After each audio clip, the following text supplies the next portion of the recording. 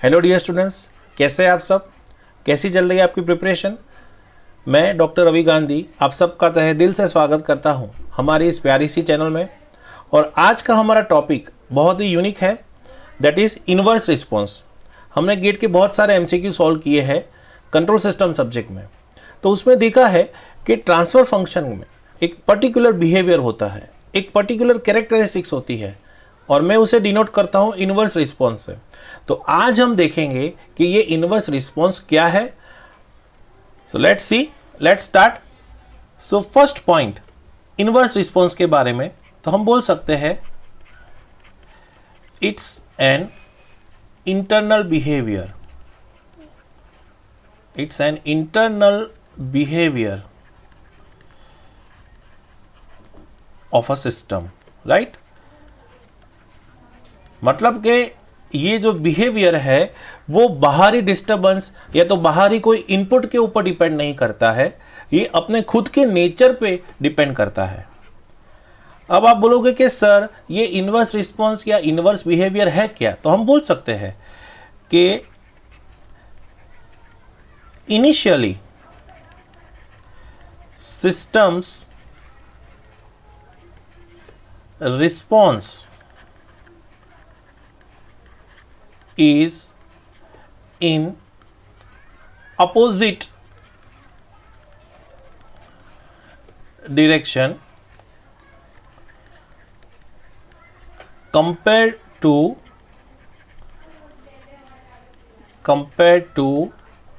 the steady state response. The steady state response मतलब क्या है कि अगर हमारा जो कोई भी सिस्टम का बिहेवियर है कि वो स्टेडी स्टेट में धीरे धीरे इंक्रीज हो रहा है, तो इनिशियली वो डिक्रीज होगा। या तो अगर स्टेडी स्टेट में वो इंक्रीज हो रहा है तो इनिशियली वो डिक्रीज होगा, या तो स्टेडी स्टेट में डिक्रीज हो रहा है तो इनिशियली वो इंक्रीज होगा। मतलब कि उसका starting behaviour and ending behaviour एक दूसरे से अपोजिट होगा। हम डिटेल में देखते हैं, उससे पहले सम फ्यू पॉइंट्स। ये बिहेवियर जो है, इस तरह का बिहेवियर वो कहाँ देखने को मिलता है? वो हमें देखने को मिलता है, अगर आपको पता है तो, boiler drum level dynamics. Boiler drum dynamics ये हम ज़्यादा अभी डिस्कस नहीं करेंगे, ये सारे प्रोसेस कंट्रोल्स के एग्जाम्पल्स है। बॉयलर ड्रम डायनेमिक्स, फिर आपको डिस्टिलेशन कॉलम, फिर आपका अगर बक बूस्ट कन्वर्टर है, बक बूस्ट कन्वर्टर, या तो आपके पास कोई हीटिंग प्रोसेस है तो उस पे इस तरह का बिहेवियर देखने को हमें मिलता है, हीटिंग प्रोसेस से। फॉर एग्जांपल इनिशियली अगर हम पानी को गर्म करते हैं तो क्या होता है? इनिशियली जब पानी को गर्म करते हैं तो बिकॉज ऑफ द बर्निंग वो जो पानी का लेवल है वो डाउन होता है। बट आफ्टर सम टाइम क्या होता है?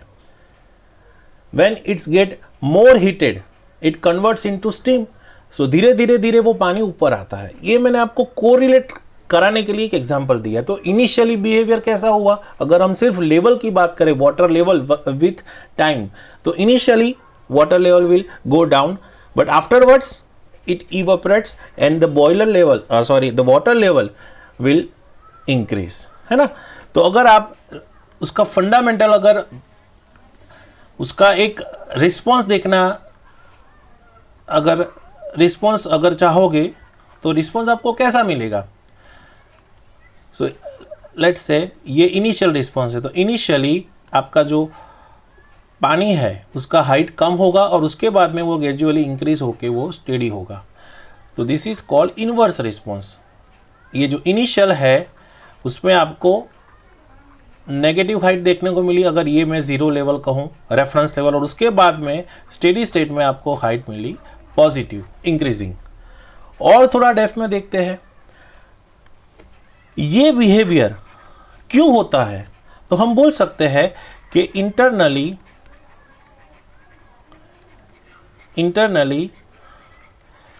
there are two parallel and simultaneous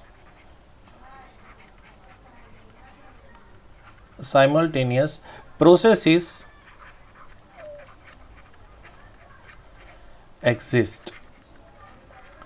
मतलब क्या कि अगर आपको बाहर से दिख रहा है as a whole system, but आप उसका इंटरनल स्ट्रक्चर देखो तो आपको दो डिफरेंट प्रोसेस देखने को मिलेगी। ठीक है, उसको बेहतरीन तरीके से हम रिप्रेजेंट करेंगे ये एग्जांपल से। देखो क्या हो रहा है यहाँ पे, you see the figure 1। Figure 1 में क्या है, इनवर्स रिस्पॉन्स। तो इनवर्स रिस्पॉन्स में आपको क्या मिल रहा है, लेट्स से ड्रम लेवल या कोई भी चीज़ का मैग्नीट्यूड है। तो इनिशियली क्या हो रहा है यहाँ पे, आप देखोगे इनिशियली ये डिक्रीज हो रहा है, इट इज गोइंग डाउनवर्ड्स, देख सकते हो। But after some time what happens, it is increasing. मतलब कि उसका initial behaviour and steady state behaviour दोनों अपोजिट डायरेक्शन में है। तो हम कह सकते हैं कि this is the best example of an inverse response. अब आप देखो, आप यही चीज को कोरिलेट कर सकते हो as a response of two individual processes. ये जो है this is response of process 1 और ये जो डाउनवर्ड है this is response of process 2। और आप दोनों का समिंग करोगे विद अ डिफरेंस साइन तो आपको ये जो आपका ओवरऑल प्रोसेस है वो देखने को मिलेगा, राइट।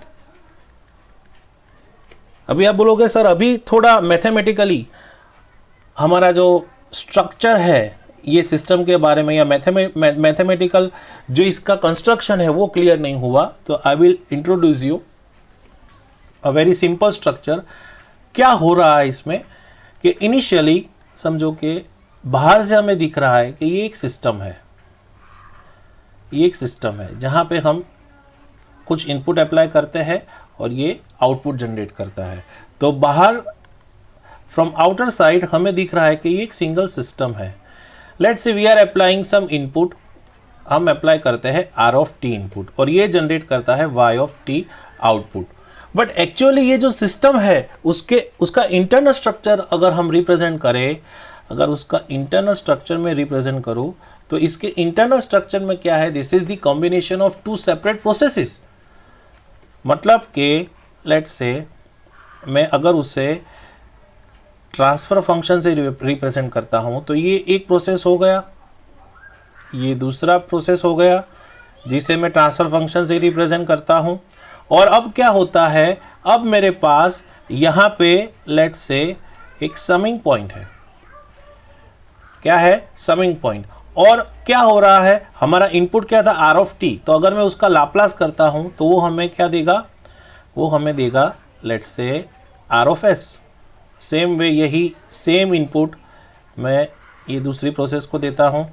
ठीक है, अब होता क्या है, ये दोनों का आउटपुट का यहाँ पे मैंने समिंग पॉइंट में डाल दिया। बट इनवर्स बिहेवियर देखने को मिलता है कब, जब दोनों का जो स्ट्रक्चर होगा, दोनों का कंस्ट्रक्शन होगा या दोनों का रिस्पॉन्स होगा एक दूसरे से डिफरेंट होगा और यहाँ से हमें कंबाइन कोई एक आउटपुट रिस्पॉन्स मिलेगा। Let's say this is the input. तो अगर मैं बोलूँ if this is your R of S and this is your Y of S, तो आप बोल सकते हो कि ये जो है this is G1s and this is your G2s, right. हम इंडिविजुअली बोल सकते हैं कि let's say this is Y1 of S and this is Y2 of S। तो बिकॉज ऑफ दिस अगर आप इसका मैथमेटिकल एक्सप्रेशन फाइंड करोगे तो आपको जनरल मैथमेटिकल एक्सप्रेशन क्या मिलेगा, ये जो है उसको मैं बोलूँ this is G of S। तो आपको क्या मिलेगा, from this your Y of S that is equals to G of S into R of S, right. So यहाँ से देख के हमें पता चलेगा कि ये सिंगल सिस्टम है जिसका ट्रांसफर फंक्शन ये है। बट अगर आप उसके इंटरनल नेचर, इंटरनल बिहेवियर को देखो तो हम यही सिस्टम को दो different process, let's say this is process 1 and this is process 2, इस तरह से उसे स्ट्रक्चर्ड कर सकते हैं। और अगर हम y ऑफ s फाइंड करें तो अब हमें y ऑफ s क्या मिलने वाला है, y of s that is equals to y1s। Now see the sign, this positive this negative.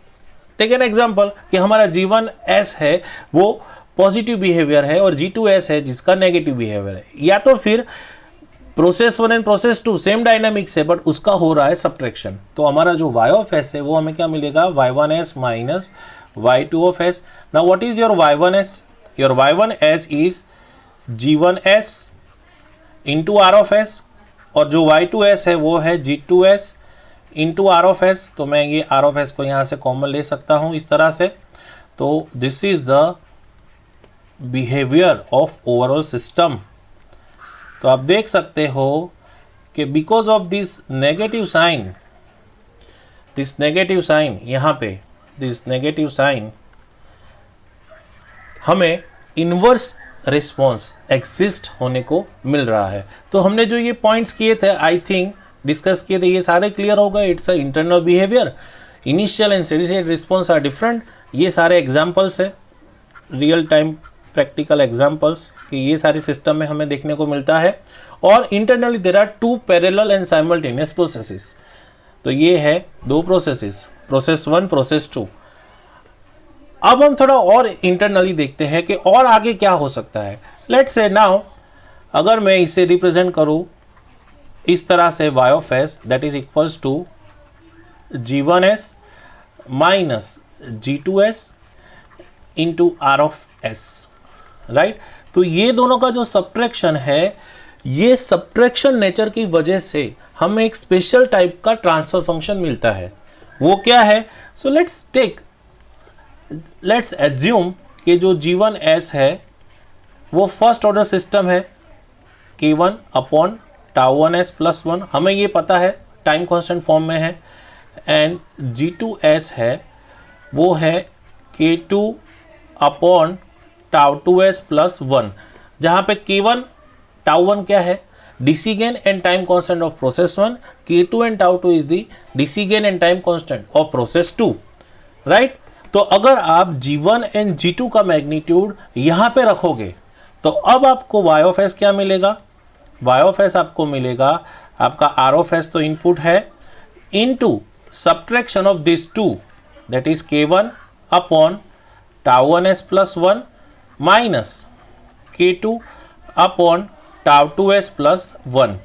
ठीक है, इसे और मैं थोड़ा सा एलोबरेट करूं तो अगर मैं इसका एलसीएम ले लूँ तो क्या होगा, τ1s plus 1 into τ2s plus 1, है ना, τ1s plus 1 into τ2s plus 1, और यहाँ क्या होगा, cross multiplication K1 into τ2s plus 1 minus K2 into τ1s plus 1। अब देखो मैं किस तरह से इसे लिखता हूँ, I can write it like this S into what I can write, K1 τ2 minus K2 τ1, इस तरह से लिख सकता हूं, प्लस यहां पे क्या लिख सकता हूं, अगर आप देखो I can write K1 minus K2। Are you agree with me? तो अब आपको पता है y of s by r of s, इसे हम क्या कहते हैं, what is y of s by r of s, that is the transfer function. तो आप देखो ट्रांसफर फंक्शन क्या आएगा, y of s upon r of s। तो y of s by r of s आपको क्या मिलेगा, इस तरह से मिलेगा, as plus B upon delta s, right. So what is this, so this is the transfer function of system transfer function, right. तो अब हम ये देखेंगे कि इनवर्स रिस्पॉन्स की वजह से सिस्टम के ट्रांसफर फंक्शन में किस तरह से सेपरेट बिहेवियर देखने को मिलता है। लेट्स सी, तो अगर as plus B upon delta S है, वेर a क्या है, देखो तो जरा, what is a is this is a and this is b, and ये जो मल्टीप्लीकेशन है that is delta S. What is delta S, that is our characteristic equation जो हमें देंगे ये सिस्टम के poles, right.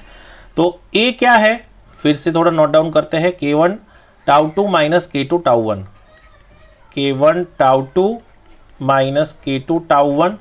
What is b, b is K1 minus K2, and what is delta s, that is τ1s plus 1 into τ2s plus 1। अब आप clearly अगर transfer function की properties find करोगे तो आपको यहाँ पे पोल्स कौन कौन से मिलेंगे, सिस्टम के पोल्स के लोकेशन क्या मिलेंगे बताओ भाई। तो पोल्स के लोकेशन आपको दो मिलेंगे। फर्स्ट पोल मिलेगा -1/τ1 के ऊपर, इसको आप 0 से इक्वेट करोगे कैरेक्टरिस्टिक इक्वेशन को, और जो दूसरा पोल होगा वो आपको मिलेगा -1/τ2। मतलब कि आप बोल सकते हो कि ये जो पोल्स है वो लेफ्ट हैंड साइड पे है, means your system will be stable always. तो हम बोल सकते हैं कि इस तरह का बिहेवियर है वो सिस्टम में इंस्टेबिलिटी नहीं लाता based on poles location. But आप देखो what will happen with zero, इसका जीरो का लोकेशन आप बताओ। तो इसका जीरो का लोकेशन अगर मैं z कहूं तो z मुझे क्या मिलेगा इसके ऊपर से -b/a, where b is this and a is this. अब आप मुझे बताओ ये तो दोनों poles completely left hand side पे है, बट यहां पे व्हाट अबाउट जीरो, तो वो डिपेंड किसके ऊपर करेंगे, वो डिपेंड करेंगे कंडीशंस के ऊपर। किसके ऊपर, कंडीशंस, ये कंडीशंस के ऊपर डिपेंड करेंगे। तो अब आपको ये पता चला कि सिस्टम के इंटरनल बिहेवियर के जो इंटरनल पैरामीटर्स है उसकी कंडीशन के हिसाब से सिस्टम में इन्वर्स बिहेवियर जनरेट होता है। So let's see those conditions. तो बस हमें क्या करना है, सिर्फ ए और बी को कॉपी कर लेते हैं, और ए और बी को कॉपी करने के बाद कंक्लूड ऑटोमेटिक हो जाएगा कि अब हमारा जो ज़ीरो है, आप देखो इंटरेस्टिंग चीज़, ऊपर जो ज़ीरो है सिस्टम का, अगर मैं यहाँ पे लिखता हूँ टी ऑफ एस, राइट, तो टी ऑफ एस क्या है मेरा, that is a s plus B upon delta s, right. अब आप देखो ये सिस्टम में ये जो न्यूमरेटर है जिसके लोकेशन को हम ज़ीरो कहते हैं, वो लेफ्ट साइड भी हो सकता है, राइट साइड भी हो सकता है, बराबर, या तो फिर इमेजनरी एक्सिस पे भी हो सकता है। इमेजनरी एक्सिस पे कब होगा, when your a is equal to zero. तो सबसे पहले अगर हमारा ए इक्वल्स टू ज़ीरो है, व्हाट डज इट मीन, जो ज़ीरो है वो कहाँ है, ज़ीरो है वो कहाँ है, sorry, when b is equal to zero, when b is equal to zero, when b is equal to zero, तो ये आपका ए एस हो जाएगा। तो ज़ीरो कहाँ आ जाएगा, इमेजिनरी एक्सिस पे, राइट, इमेजिनरी एक्सिस पे आ जाएगा, राइट, क्योंकि आपका उस टाइम पे आपका ज़ीरो का लोकेशन क्या होगा, ज़ीरो, है ना, z इक्वल्स टू ज़ीरो हो जाएगा। अगर मैं बोलूँ कि सिस्टम में अगर ये जो b है, ये b that is less than zero, and sorry ये a है that is less than zero and b is greater than zero, तो अब क्या होगा, कोई बताएगा, ये जो आपका ज़ीरो है वो कहाँ आएगा, यहाँ पे देखो s equals to -b/a, now b is greater than zero, a is less than zero, तो आपका जो ज़ीरो होगा वो राइट हैंड साइड पे आएगा, राइट, ये एक कंडीशन की वजह से। और दूसरा, अगर इससे उल्टा है, क्या है, now if a is greater than zero and b is less than zero, so ये कंडीशन पे भी जो ज़ीरो का लोकेशन है वो कहाँ आएगा, राइट हैंड साइड के ऊपर। तो इसे हम कहते हैं सिस्टम का अनस्टेबल ज़ीरो, अनस्टेबल ज़ीरो। क्यों अनस्टेबल ज़ीरो कहते हैं भाई, क्योंकि ये जो ज़ीरो है वो राइट हैंड साइड पे है। तो इन्वर्स रिस्पॉन्स का एक इम्पोर्टेंट नेचर है कि वो ट्रांसफर फंक्शन में सिस्टम के ज़ीरो जो होते हैं उसको राइट साइड में शिफ्ट कर देता है, या तो वो ऐसी सिस्टम होती है जिसमें ज़ीरो राइट हैंड साइड पे होता है, ठीक है। सो एक इम्पोर्टेंट नेचर हमें देखने को ये मिला कि इन्वर्स रिस्पॉन्स जो होता है, इन्वर्स रिस्पॉन्स